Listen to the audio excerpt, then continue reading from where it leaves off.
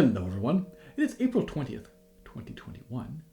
It's Tuesday. It's Harp Tuesday. Welcome to this week's episode. So today I'm going to take you along with me as I practice a page from a piece that I've just started learning.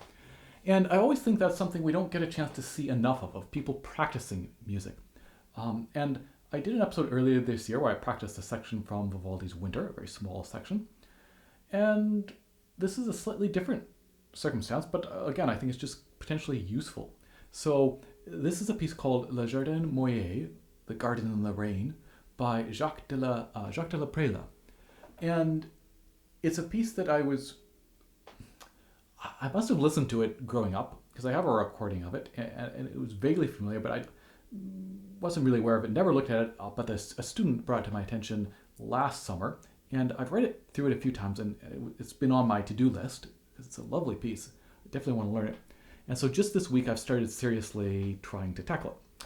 And so, it's, as I say, it's kind of a different state than the Vivaldi. So the Vivaldi was a specific technique, and I already knew the notes. I'd been working on it for a while, and so I was then doing very kind of focused, that idea of starting slow and gradually getting faster.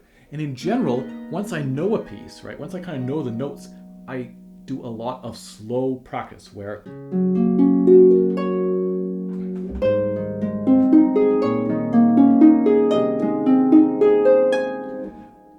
I'm playing under tempo, the tempo that I could play it even at that point in time, even if I'm still working on it, to try to practice slow and loud and relaxed. But this piece is not quite at that point. So anyway, I'm going to take you along with me. I've got my earplug in, especially because there's a lot of stuff right up here, even though it's not super loud. And I'm going to look at this second page. So it starts with this lovely little...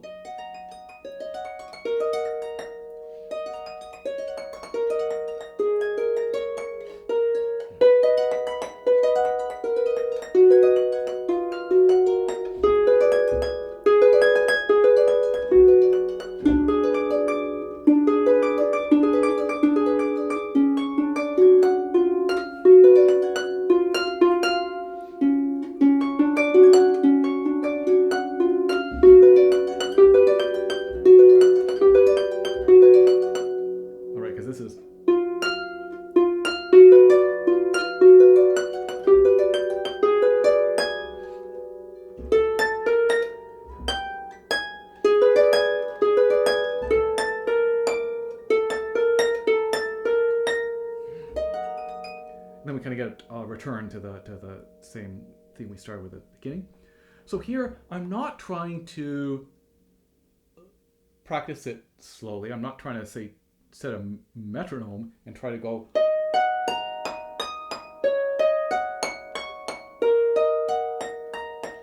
because it's not yet in good enough shape to do that. Because parts of it I could do that, but parts of it I'd be scrambling. And so one of the points of practicing slowly with a metronome is to practice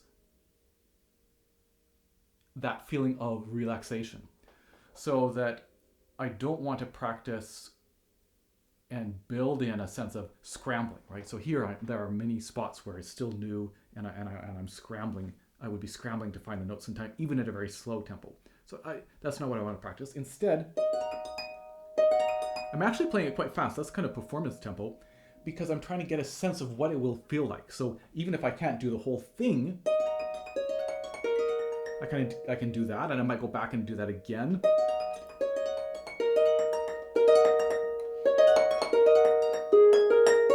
And again, like you heard me on the first time through, coming back and repeating a few sections that I wanted to just kind of reinforce. Okay, these are the notes, and this is how it sounds and feels.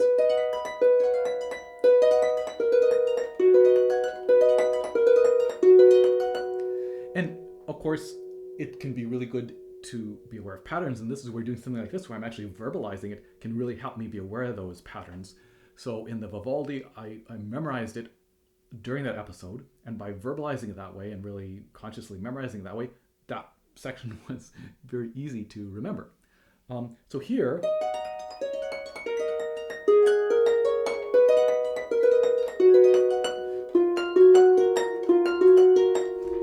this section, let me maybe highlight it. right? This little team tom tom, very very shades of the swan. Here we get the same thing down a third, right? But that same sort of go, and then and or so that's kind of interesting to be aware of. Let me just get rid of that. And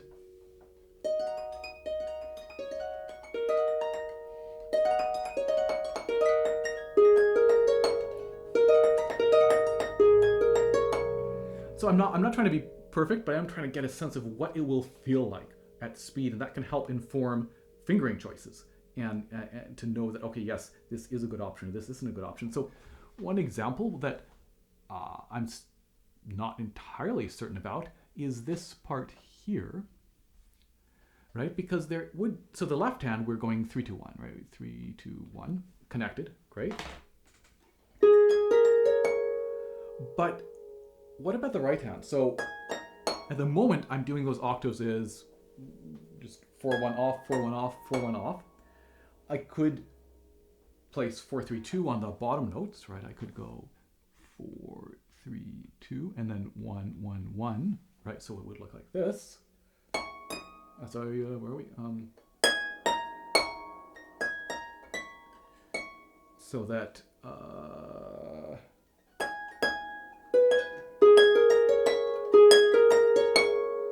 problem with that is this playing the octave with 2 and 1.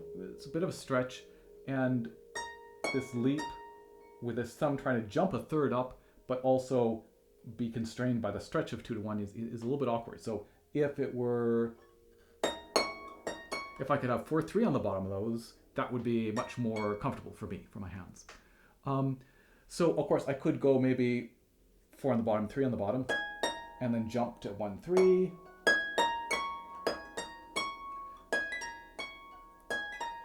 But for now, what's feeling easiest, for me at least, is to do those all just as octaves. So just being aware of that spot, and again, there's nothing wrong with kind of having a plan, something like that, where this is how you're going to do it, but that maybe later on you're going to change your mind. So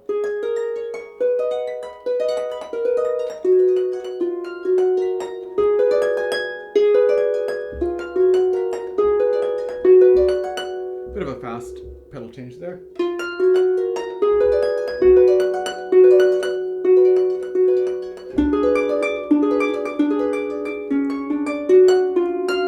So here, having read through this a little bit earlier and worked on it with a student, I came up with these enharmonics, right? So like this, sorry, let me get my pencil.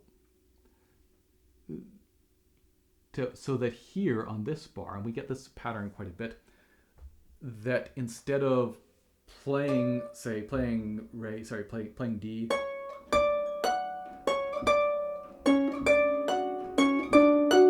it's always hard on the harp to repeat notes smoothly, whereas if we can play this as C sharp instead of a D flat. Sorry. You can hear how that, rather than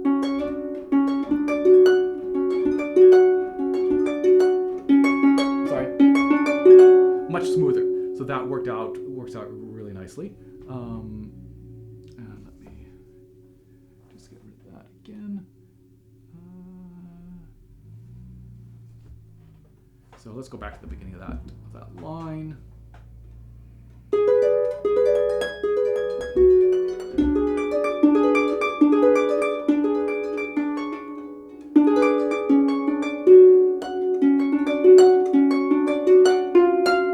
So here the rhythm is a little bit different because we've been used to hearing left, right, 1, 2, 3, 1, 2, 3, 1, 2, 3, 1, 2, 3, 1, 2, 3, 1, 2, 3.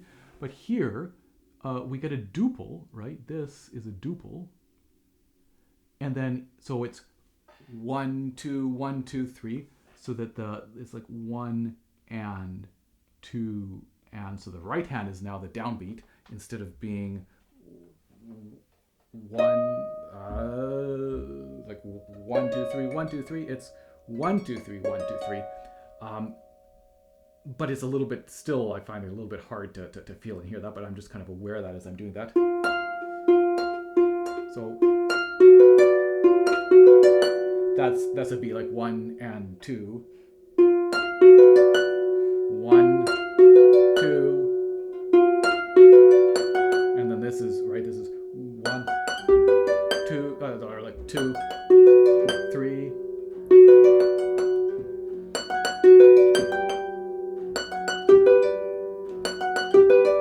And of course we have to change that G here,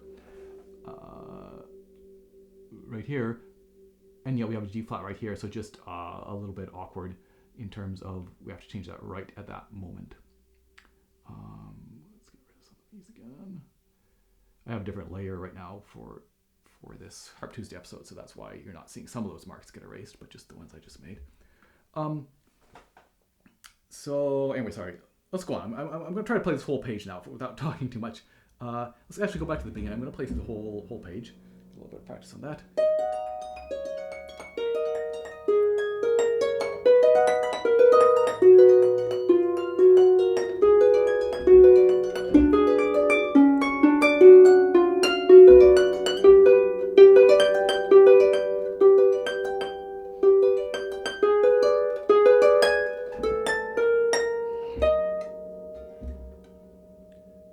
So I wanted to change the C, but it's actually the D.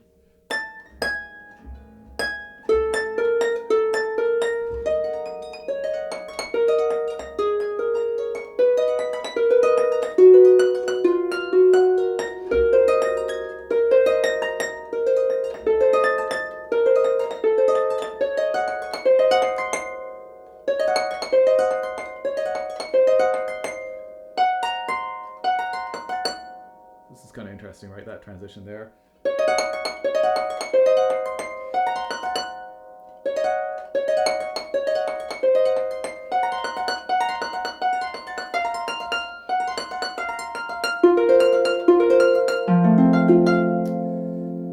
Just doesn't, it's going to require a little bit of practice because it doesn't, the way the hands move is not totally intuitive.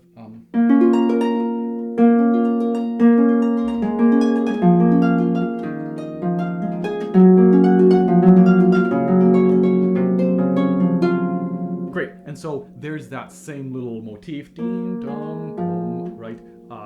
Different notes than the beginning, but same idea, and then down a third at the end. And noticing that the third line is the same as the first line, I believe, entirely the same, right? The first and third line are entirely the same. What else? Notice how we have a couple tune notes or double voice notes, right? So we have this, there we go, okay. This note, right? Ding, dom, dom. But we also have the corresponding note in the right hand is double voiced as well. So that, again, a lot of this stuff is, I'm not gonna stress out too much about it when I'm first learning, but to be aware of it at least from the beginning, that, sorry? Right? Because of course I want it to be even, and I want to, it's not time to refine necessarily, but just to kind of be aware of how do I want that to sound, that.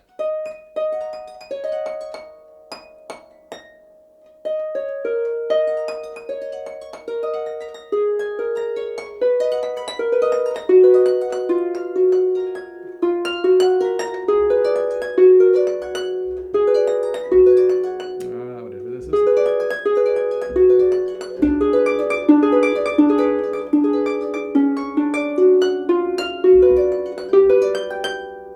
See, it's so easy to feel that this is the downbeat in the left hand, but it's not. It's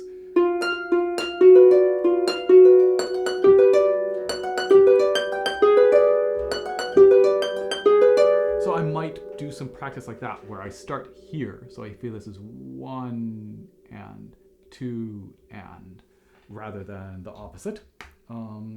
Let's do a little bit of that.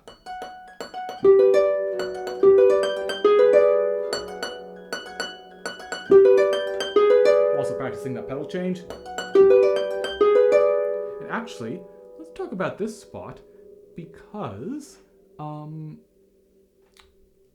I want to experiment with that.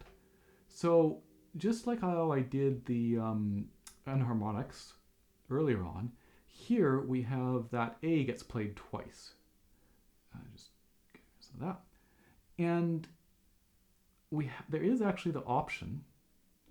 So right, it's this bit right here where we have two A's in a row.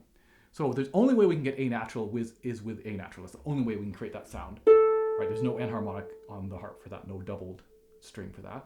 But we can get an A flat, of course, with a G sharp. So let's suppose that these were G sharps, right? This is tied down here, but I believe, but this one, right? So let me zoom in a little bit here for you. But this one, let's erase this. Oops.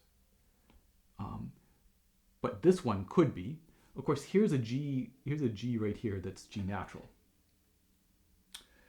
But we have G natural, so we could change it to sharp. Maybe,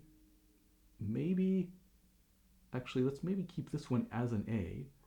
So we can change our G to sharp maybe right here, kind of a little bit later than this, so that this, again, this G natural right here, we don't want to hear it get changed to sharp, ideally.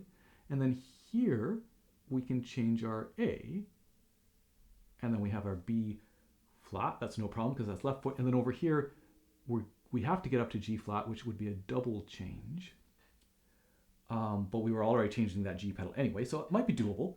So let me try that, right? And again, this is early stages with the piece, very early. So just trying to be aware. It's nothing set in stone. So if we start from I'm going to start from this second beat, big beat right here, G flat in the right hand. So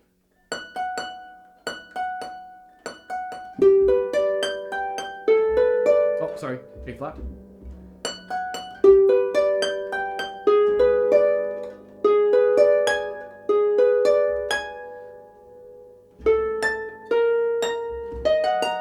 And then up to flat again. Let's try that. So we have a B natural and we're going to G natural and A flat. Okay, so sorry.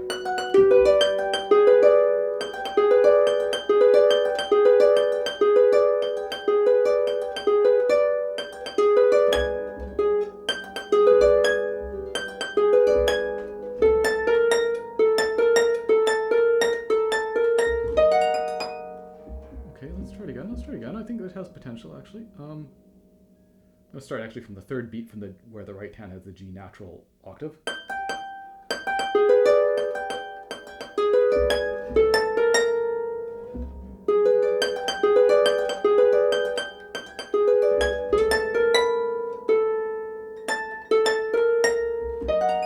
So I think it's actually doable.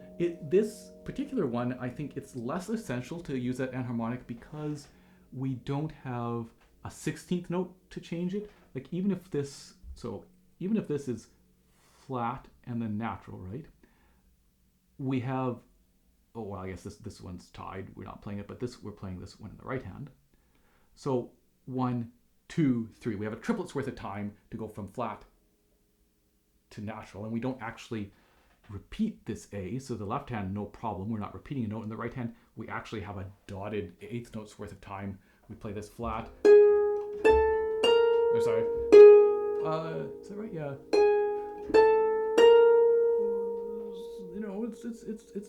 It's potentially doable.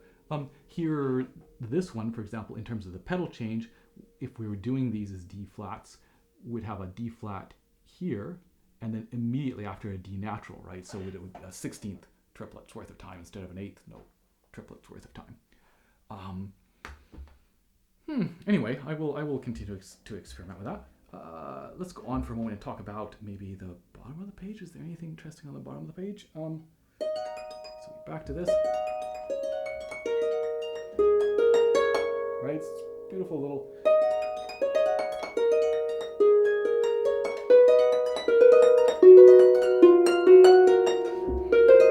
So I might practice that transition.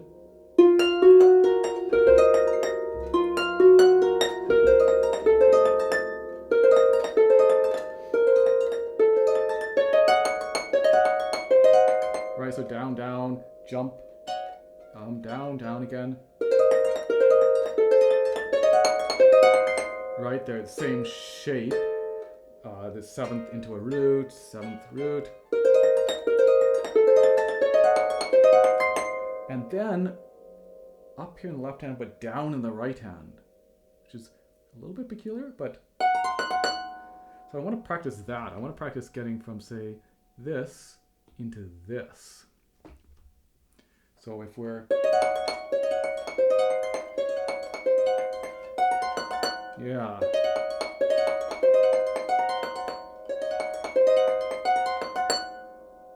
Okay.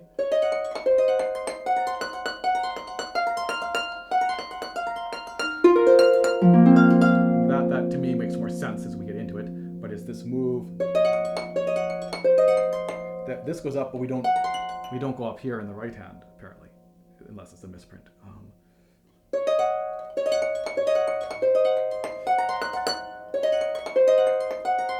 Is that right? Yeah. Sorry.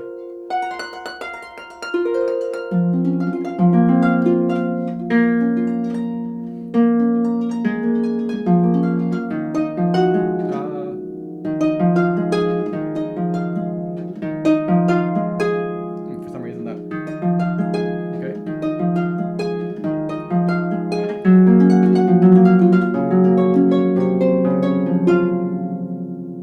Cool. Let's give the whole thing whole page another try.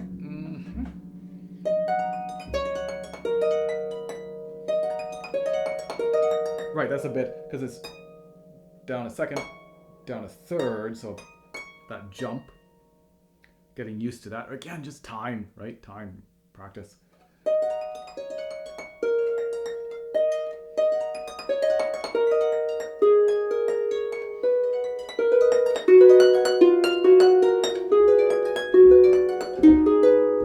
So, dum, dum. This is down a 4th in the left hand there, right? And the right hand as well.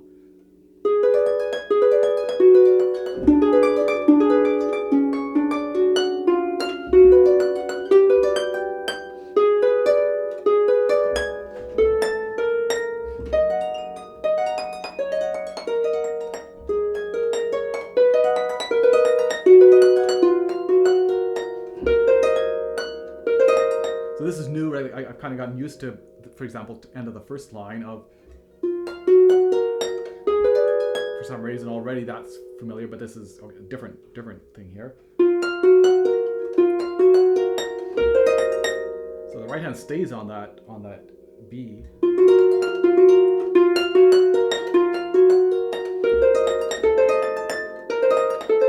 Up, root, this, right. The right hand goes down. Let's try that again. Sorry.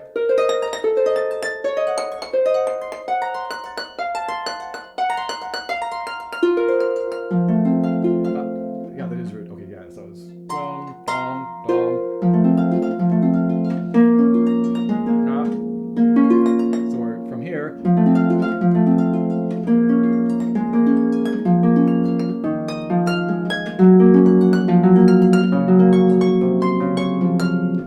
Etc. So that just kind of gives you an idea of sort of how I am approaching this in its very early stages, right? So I'm not trying to be metronomically perfect, but I am actually kind of pushing the tempo in these little sections to get a sense of what it will feel like eventually. And trying to gain some familiarity with it, noticing patterns, working on little sections. So on this page, I would say in general it feels pretty good. It's this bar, especially trying to decide what I want to do with that. That at the moment would require the most work, and so I might work some on that in depth. And then also just, of course, being realistic in terms of, okay, I spent some time on this, but I'm not going to learn it in a day, and I'm not trying to learn it in a day, right? So doing some work like this, moving on to the next page, and potentially it's about 9 pages, I think. So depending on how much time you have and whether the pieces you're working on, in that early stages, my goal would be to read through it, of course. I'm going to be reading through it every day, but to kind of do this kind of a little bit more in-depth repetitive work on maybe not every page, but certain pages. And maybe if it's not every page, then each day working on a different page or a different set of pages, to build that to the point where I can do some slow metronome work, where it is starting to feel that I know exactly where the notes are going. And yeah, so what I might do is try to do another episode then on this page a little bit later on when I've been working on it for a while, and I'm maybe doing some of that slow metronome work or whatever to give you a sense of that.